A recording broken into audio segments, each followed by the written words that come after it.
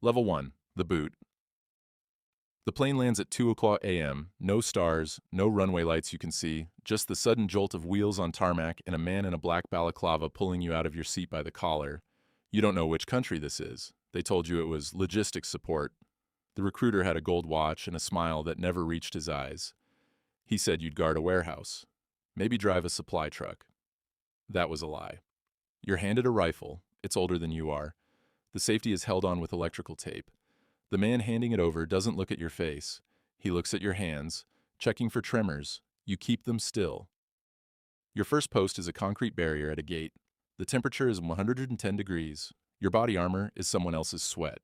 The man next to you calls himself Victor. That's not his real name. No one here uses a real name. You see anything move? Victor says. You shoot first, then you ask. You won't get a second chance. You think he's joking. He's not. First week is boredom with a heartbeat. Nothing happens. You stare at dust and heat haze. You think about the money. $8,000 a month, tax-free, enough to pay off your ex-wife, your credit cards, the loan you took out for a car you couldn't afford. The second week, a pickup truck approaches the gate too fast. You shout. The truck doesn't stop. Victor doesn't shout. He raises his rifle and fires 3 rounds into the windshield. The truck veers, crashes, and rolls. Inside, a father, a mother, and a child in the back seat. The father was reaching for his ID. He was lost. The family was going to a wedding. You vomit behind the barrier. Victor lights a cigarette. Welcome to the business, he says. At night, you lie on a cot and stare at a water-stained ceiling. You tell yourself it was an accident. You tell yourself they shouldn't have been driving at night. You tell yourself anything that lets you close your eyes. You sleep for 2 hours.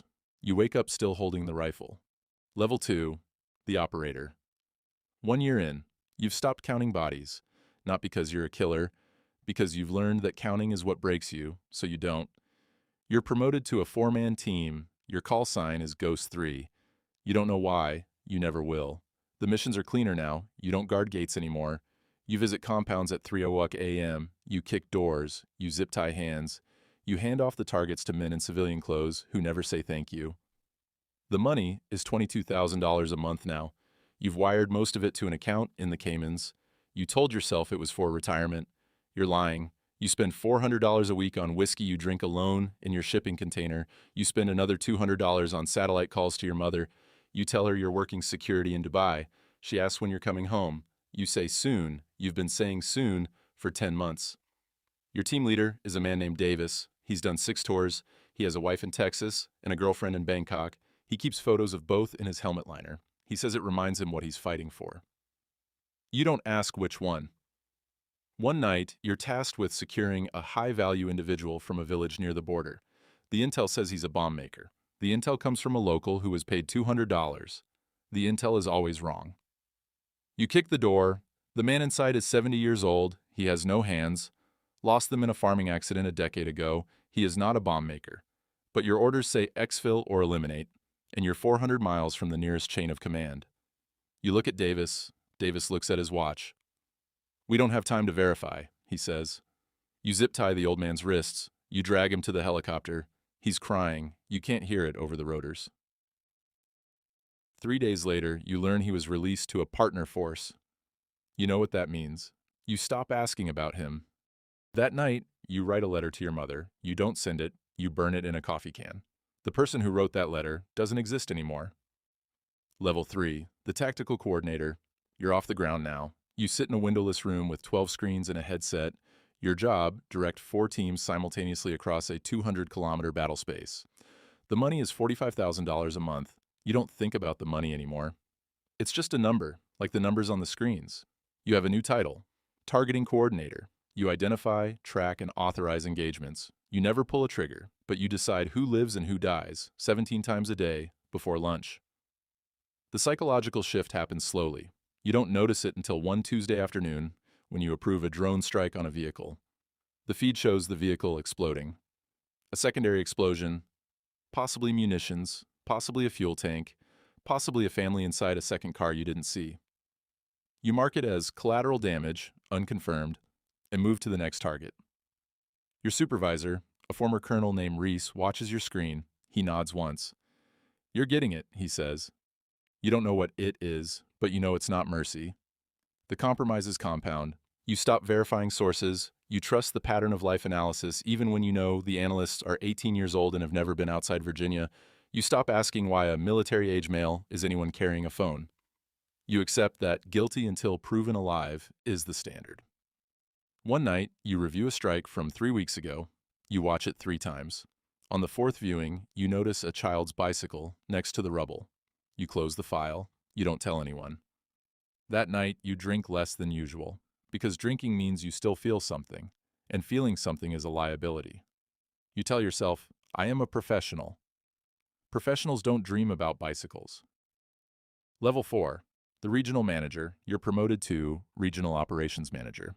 That means you run a country, not officially. Officially, you're a security consultant. But the local police chief knows your number, the governor takes your calls, the CIA station chief buys you whiskey. Your salary is $140,000 a month, plus a performance bonus paid in a cryptocurrency you don't fully understand. You have an apartment in the capital. It has air conditioning, a chef, and a panic room. You've used the panic room twice. Your job is no longer tactical, it's relational. You meet with warlords and ministers, oil executives and arms dealers. You don't carry a weapon anymore. You are the weapon. The moral escalation here is subtle. You don't commit violence. You subcontract it. You don't bribe officials. You facilitate cooperation. You don't violate laws. You operate in countries where the laws are written by the same people who pay you. One afternoon, a local militia leader asks for $200,000 to protect a pipeline route. You know he'll use the money to buy rifles and recruit children. You also know that if you don't pay him, he'll blow up the pipeline and your client will lose $2 million a day. You authorize the payment. You file it as community liaison expenses.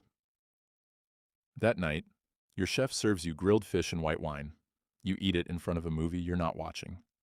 Your girlfriend, you call her that, but she's really just someone who shares your bed, asks if you ever feel bad about your work. You laugh, not because it's funny, because the question is so innocent it hurts. Everyone feels bad, you say. Feeling bad is a luxury. I can't afford it. She doesn't understand. You don't expect her to. She leaves 3 weeks later. You don't blame her. You don't miss her. You're not sure you're capable of missing anyone anymore. Level 5. The intelligence liaison. You're pulled from the field and given an office in a building with no name. Your badge says Consultant Level 2. There is no Level 1. Your real title. You are the bridge between the PMC and a 3-letter agency. You receive tasking from Langley. You translate it into operational orders. You receive the results, sanitize them, and send them back. The money is $280,000 a month. You also receive access, diplomatic passports, no-fly list exemptions, and a phone number that reaches a Deputy Assistant Secretary of Defense directly. The psychological erosion accelerates. You no longer see people as people. You see them as assets, targets, or collateral. You no longer see countries as nations. You see them as permissive environments or denied areas. One day, you receive a request to neutralize a journalist who has been documenting civilian casualties. The request doesn't say kill, it says disrupt his ability to file reports. You know what it means. You task a team to escort the journalist to the border. You know there's a 30% chance he doesn't make it. You accept that percentage. He doesn't make it. The report comes back. Subject resisted, lethal force authorized. You file it. You move to the next request. That night, you call your mother. She asks if you're happy. You say yes. You don't know what the word means anymore. You hang up. You stare at the wall. You realize you haven't cried in 4 years, not because you're strong, because you've forgotten how. Level 6. The Executive Protection Lead. You're assigned to protect a single client, a man who owns 3 oil fields, 2 private jets, and 1 conscience. The last is stored in a safe deposit box in Zurich, unused. The client's name doesn't matter. He's a former minister in a former government that was overthrown in a former coup. He now lives in a compound outside Geneva. He pays your company $4 million a month for the privilege of your presence. Your team is 12 men. Your budget is unlimited. Your rules of engagement, anything necessary. The money is $500,000 a month. You don't look at your bank account. You don't know what you're saving for. You don't plan to live long enough to retire. The job is waiting. Restaurants, yachts, private clubs, a villa in the south of France. You sit in a corner, earpiece in, eyes scanning. You watch for threats that almost never come. You wait for the one that will. The client's daughter, 19, blonde, bored, tries to talk to you one evening. She asks if you've ever killed anyone. You don't answer. She says she finds you mysterious. She touches your arm. You step back, not because you're moral, because you've learned that attachments are vulnerabilities, and vulnerabilities get people killed. 3 months into the assignment, a car approaches the compound gate at midnight. Driver ignores warning shots. Your team engages. The car explodes. A suicide vest, improperly detonated. The driver dies alone. You find fragments of his photo in the wreckage. A woman, 2 children. You order the scene cleaned before the client wakes up. That morning, you serve the client his coffee. He thanks you. He has no idea. You tell yourself this is protection. But you know the truth. You are not protecting him from them. You are protecting them from him. No, that's not right either. You are protecting the money. The money is the only thing that's real. At level 7, the shadow partner. You're invited to a meeting in Monaco. The room has no windows. The table seats 8. 6 of the chairs are filled by men whose faces you've never seen in any database. They offer you equity, not stock, real ownership, 3% of the company. You don't ask which company. There are 17 shell entities between you and the holding group. Your role now, strategic development. You identify new markets, failed states, resource conflicts, refugee crises. Each is a business opportunity. You write proposals that are indistinguishable from invasion plans. You sell them to governments who don't want to put their own flags on the ground. The money is 7 figures a month. You stop counting. The moral architecture collapses entirely. You no longer distinguish between good and bad outcomes. You distinguish only between profitable and unprofitable. A civil war breaks out in a country you've been monitoring. Your analysis predicts 40,000 dead, 200,000 displaced. You flag it to your partners. The violence will drive the price of rare earth minerals down, you say. We should acquire mining rights now, wait 6 months, sell when the conflict stabilizes. They agree. You don't calculate the lives lost in the spreadsheet. That column doesn't exist. One night, you're alone in a hotel suite in Singapore. You look in the mirror, you recognize the face, but the person behind it, you're not sure he's still there. You try to remember the last time you did something that wasn't for profit. You can't. You try to remember the last time you laughed, really laughed, without calculating, without performing. You can't. You try to remember your father's face. It's blurry. You sit on the edge of the bed. You don't cry, you don't pray, you just sit. Then you open your laptop. You have a proposal due by morning, a new conflict, a new market. You start typing. Level 8, the Phantom. There is no official title for what you are now. The company's org chart doesn't include you. The government's watch lists don't include you. Your name isn't on any lease, any passport, any bank account. You exist in the spaces between. You own 12% of the company through a trust in Liechtenstein, managed by a lawyer you've never met. You have 3 burner phones, 2 safe houses, and 1 person in the world who knows your real location, and he doesn't know your real name. The money is irrelevant. You could buy a small country. You have bought small countries, not literally, but you've funded coups that installed leaders who gave you exclusive access to ports, pipelines, and airstrips. Your power is absolute, invisible, and irreversible. But here is the cost. You are alone. Not lonely. You stopped being lonely at level 4. Loneliness requires a self to miss being with others. You no longer have a self. You have a function. You cannot go home. Your home is a building you own through a shell company in a city where you have no friends. You cannot retire. Retirement would require someone to hand power to. And there is no one you trust. Trust is a liability you eliminated years ago. You cannot leave the system because you are the system. One evening, you watch a news report about a bombing in a market. The reporting mentions alleged involvement of Western private security contractors. You know it was your operation. You authorized it 6 weeks ago. You don't remember why. You turn off the television. You walk to the window of your apartment, a penthouse in a city whose name you don't care about. Below, people are walking, laughing, holding hands. They have no idea you exist.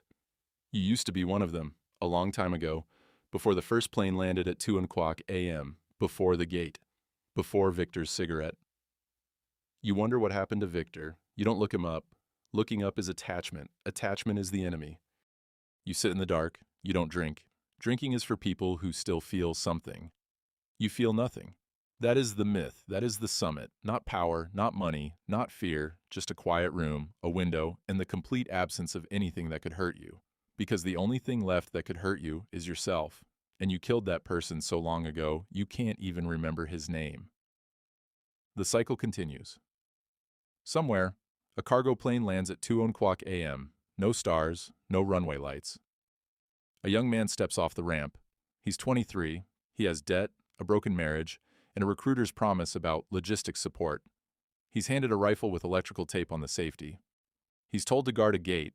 He's told to shoot first. He tells himself he's different, smarter, stronger. He won't lose himself the way the others did. He will, but not tonight. Tonight, he still believes he's in control. You watch from the window. If you were still watching, you're not. You've already turned away. You've seen this movie 100 times. The ending never changes. The boot never sees the boot coming.